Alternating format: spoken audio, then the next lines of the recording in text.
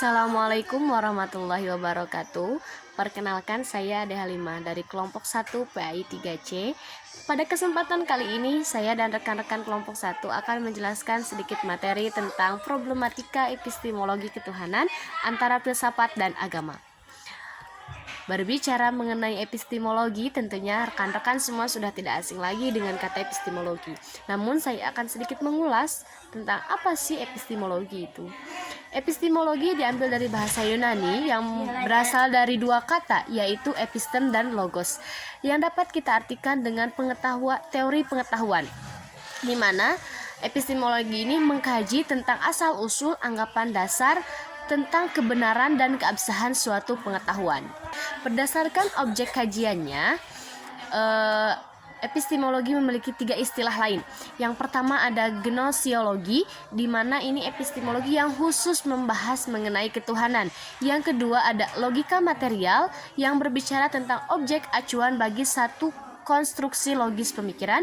Dan yang ketiga ada kriteriologi, yang membahas kriteria pengetahuan benar yang akurat.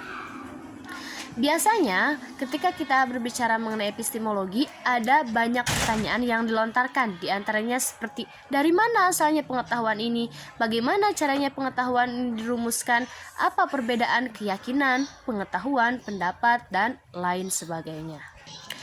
Ketika kita berbicara mengenai filsafat dan agama, ada satu hal menarik yang harus kita tilik dan telusuri, yaitu bagaimana mencari titik temu antara filsafat dan agama itu sendiri. Mengapa demikian? Karena agama dan filsafat ini berasal dari pijakan yang berbeda, di mana agama berangkat dari landasan keyakinan, sementara filsafat bermula dari keraguan dan kebertanyaan. Tetapi ternyata keduanya ini memiliki fungsi yang sama, yaitu mencari kebenaran. Sebelum berbicara lebih jauh, apa sih filsafat itu? Apa sih agama itu? Filsafat berasal dari bahasa Yunani philosophia. Philos artinya pecinta, sophia artinya kebijaksanaan, sehingga dapat kita artikan dengan cinta akan kebijaksanaan. Makna kebijaksanaan di sini adalah kebenaran yang sesungguhnya atau kebenaran sejati. Namun, secara terminologis, filsafat ini dapat diartikan sebagai suatu cara berpikir yang radikal dan menyeluruh. Nah, berbeda dengan filsafat, agama didefinisikan sebagai salah satu sistem kepercayaan dan perilaku praktis yang didasarkan atas penafsiran dan tanggapan orang atas sesuatu yang sakral. Nah, baik filsafat maupun agama, keduanya ini menentukan norma baik dan buruk.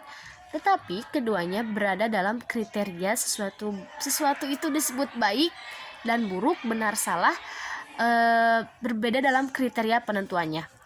Di satu pihak, agama mengukur baik dan buruk, benar dan salah berdasarkan atas ajaran wahyu, sedangkan pada filsafat mencari kriteria tersebut dengan melakukan proses berpikir untuk mencari pengetahuan dengan menggunakan akal. Baik filsafat maupun agama, dewasa ini dituntut untuk bisa menjawab berbagai persoalan dan problematika yang hadir dalam kehidupan manusia dalam segala aspek, begitupun dalam masalah ketuhanan. Karena dewasa ini manusia dihadapkan dengan berbagai tantangan dan problematika baru yang menuntut pesan universal agama untuk berperan aktif dalam mewujudkan tatanan dunia baru yang lebih berpihak pada perdamaian, keadilan, dan kemanusiaan. Nah, disinilah arti pentingnya filsafat yang menawarkan ketajaman dalam menghasilkan pertanyaan radikal terhadap agama yang memang terbingkai oleh bingkai keyakinan dan keimanan tersebut. Mungkin hanya itu yang dapat saya sampaikan. Selanjutnya akan dilanjutkan oleh rekan saya. Terima kasih. Baik, terima kasih kepada pemateri 1 yang sudah memaparkan materinya. Nah, kemudian coba saya lanjutkan materi berikutnya terkait yang menunjukkan problematika ketuhanan antara filsafat dan agama. Nah, teman-teman, munculnya filsafat ya, itu tidak dilepaskan atau tidak bisa dilepaskan dari berbagai persoalan ya yang dihadapi kita selaku manusia. Semua problema mendasar yang dihadapi manusia ini tentunya dicarikan jawaban dan pemecahannya sendiri oleh filsafat itu sendiri. Nah, yang bersenjatakan akal. Misalkan dari persoalan yang berhubungan dengan eksistensi Tuhan, kemudian realitas alam, sampai dengan persoalan hakikat manusia itu sendiri gitu ya. Ya, filsafat sebenarnya memang tidak sendirian untuk merespon berbagai macam persoalan hidup ya. Agama dan ilmu juga bisa menjadi bagian lain yang bisa digunakan untuk manusia sebagai pencarian jawaban atas berbagai masalah yang terjadi dalam kehidupannya. Nah, berbeda dengan filsafat, agama atau religion didefinisikan sebagai sebuah kepercayaan ya. Tadi sudah dijelaskan di pemateri pertama. Oleh karenanya, sebagai sistem kepercayaan, agama akan memberikan pegangan yang lebih kokoh kepada kita tentang satu masa depan yang pasti bagi kita selaku manusia. Sebab ya, ketika agama ini diyakini kebenarannya, dihayati secara mendalam, maka akan menjadikan manusia itu sendiri sebagai individu yang memiliki ketakwaan, individu yang memiliki motivasi dalam hidupnya, individu yang memiliki kendali dalam setiap aktivitas hidupnya, sehingga terhindar dan terjerumus dari segala hal yang merugikan dirinya, segala hal yang dapat merusak kehidupannya. Oleh karenanya, ibadah juga bisa, agama juga bisa dijadikan satu sistem ibadah ya oleh kita sebagai pemeluknya, sehingga memberikan pedoman kepada kita tentang hakikat hidup yang sebenarnya. Nah, kemudian teman-teman, dari dua istilah tadi ya, filsafat dan agama, ini sesungguhnya mendapat titik temu pada bidang yang sama, yaitu apa yang disebut sebagai the ultimate reality ya, yakni realitas yang terpenting bagi masalah kehidupan dan kematian manusia ya. Nah, perbedaan atau setidaknya sebuah jarak yang bisa membedakan di antara keduanya tidak terletak ya pada bidang yang menjadi titik temu itu sendiri ya, tetapi terletak pada cara bagaimana menyelidiki bidang tersebut. Misalkan di antara perbedaan keduanya adalah, pertama, jika yang ditonjolkan dalam filsafat adalah berpikir, sedangkan dalam agama adalah mengabdi ya. Kemudian yang kedua, jika filsafat menekankan pengetahuan untuk memahami, maka agama menuntut pengetahuan untuk beribadah. Kemudian berikutnya, jika dalam filsafat itu tidak dilakukan contemplation, misalnya memikirkan tentang apa itu cinta, maka dalam agama dilakukan enjoyment, merasakan dan mengalami cinta itu sendiri.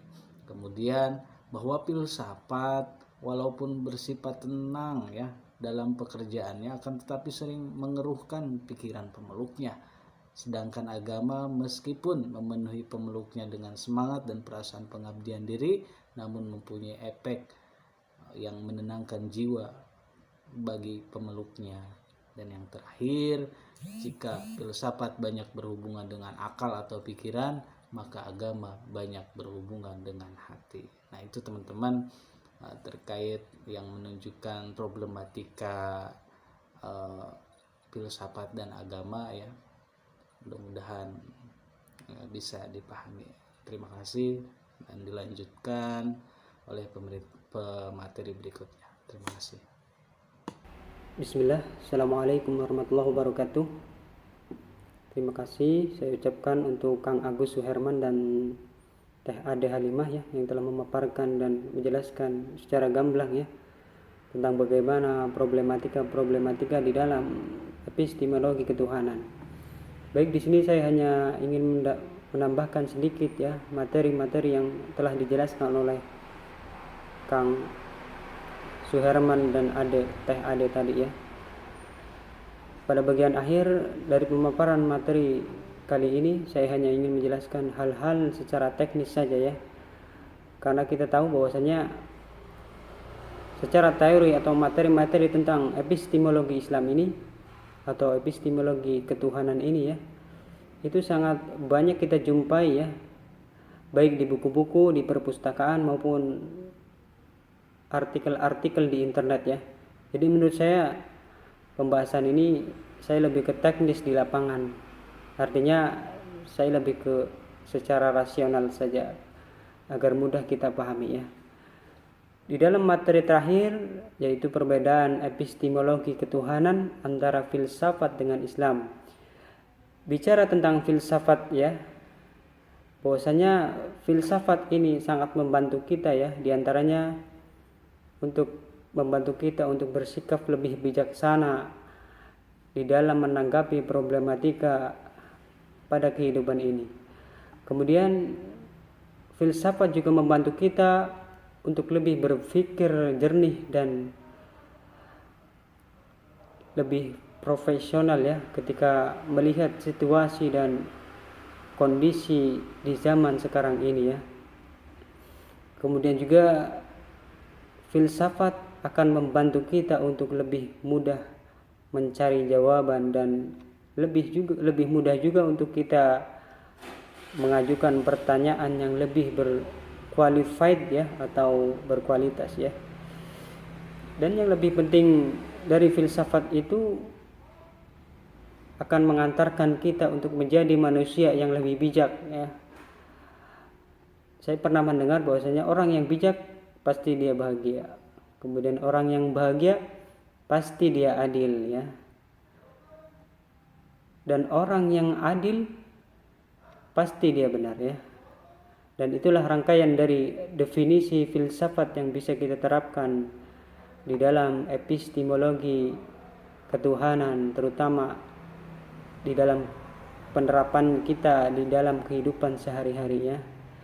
Kemudian epistemologi di dalam Islam kita pasti sudah tahu ya.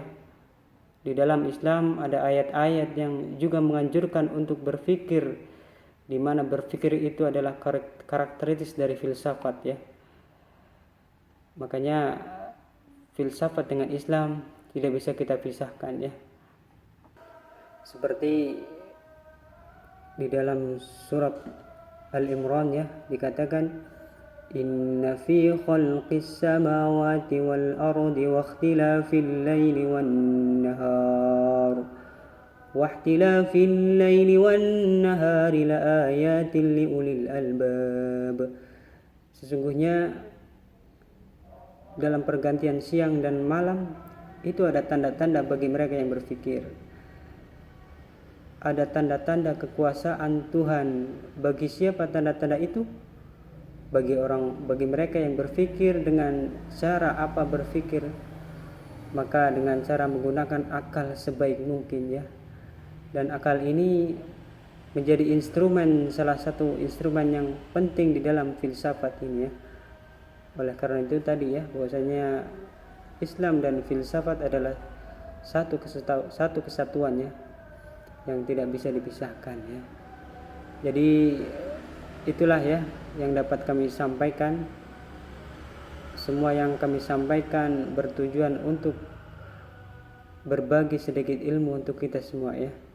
Semoga apa yang kami sampaikan tidak hanya sekedar menjadi angin lalu ya, akan tetapi dapat menjadi pelajaran dan manfaat bagi kita semua ya. Amin. Barakallahu fiik. Assalamualaikum warahmatullahi wabarakatuh.